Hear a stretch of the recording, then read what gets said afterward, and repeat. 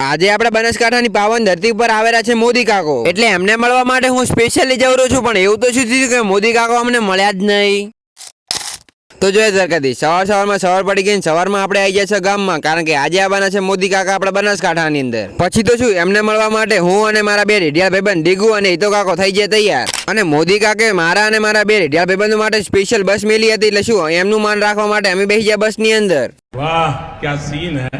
અને મોદી કાકા આપણા બનાસકાંઠાની અંદર આવવાના હતા, એટલે આપણા વિસ્તારની અંદર તો એકલી નકરી બસો જોવા મળે છે. અને આ બાજુના વિસ્તારની વાત કરું તો આ બાજુ તો મને એકલી ખાલી સૂર્ય પ્લેટો જોવા મળી, બીજું કોઈ દેખાતું જ નહીં. એ બધું જવા દો, જ્યારે મારા ભાઈબંધોને મફતની સીટ મળે ને ત્યારે તો જો આવી રીતના પગ લોબા કરીને હુઈ રહેવાનું. વાત તો સહી હે.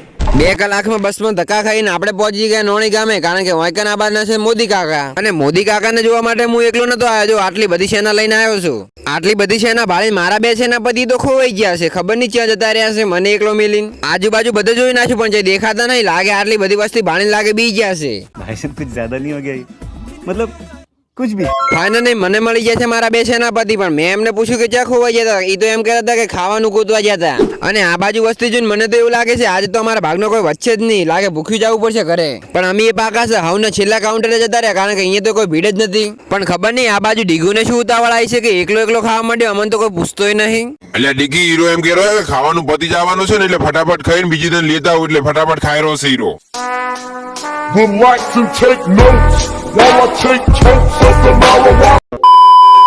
મફતનું ખાવાનું હતું એટલે અમે તો પેટ ભરીને ખાધું. અને આ બાજુ તો મળતી હતી ઠંડી ઠંડી ચા. પછી તો શું એક પછી એક 4-5 ગ્લાસ ચા પી નાખી. અને પેલી બાજુ આવી તો એક હેલિકોપ્ટર, પણ એમાં મોદી કાકો નથી, કારણ કે મોદી કાકો આ હેલિકોપ્ટરમાં આવે એ તો અહીંયાનું પ્રાઇવેટ જેટ લઈને આવવાના છે.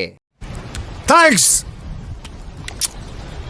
અને આ બાજુ જ્યાં સુધી તમારી નજર જાય ત્યાં સુધી એકલી બસ દેખાશે, એ પણ આપણી નહીં બીજા જિલ્લાની. અને હજી તો આપણા બનાસકાંઠાની બસ તો બધી બાકી જ છે.